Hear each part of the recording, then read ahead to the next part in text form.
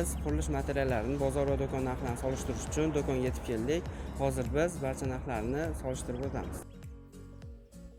Qurilish mollari do'konidagi narxlarga to'xtaladigan bo'lsak, 20 litrli kraska narxlari 88 ming so'mdan 140 ming so'mgacha, lampochka narxlari 25 ming so'mdan 86 ming so'mgacha, kollerlar 10 ming so'm,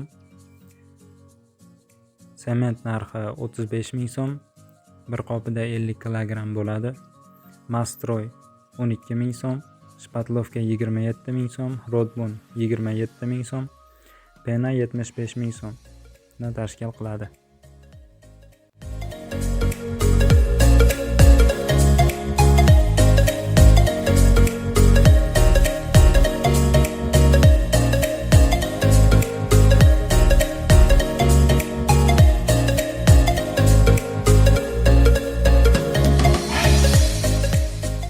Mana hozir qurilish mollarini narxini solishtirish uchun Polsha bozoriga ham yetib keldik.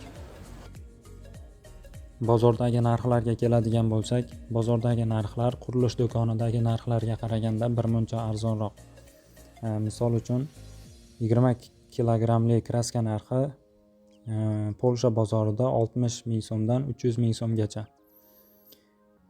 Lampochka narxi esa 30 ming so'mdan 90 ming so'mgacha, kollerlar 8 ming so'm.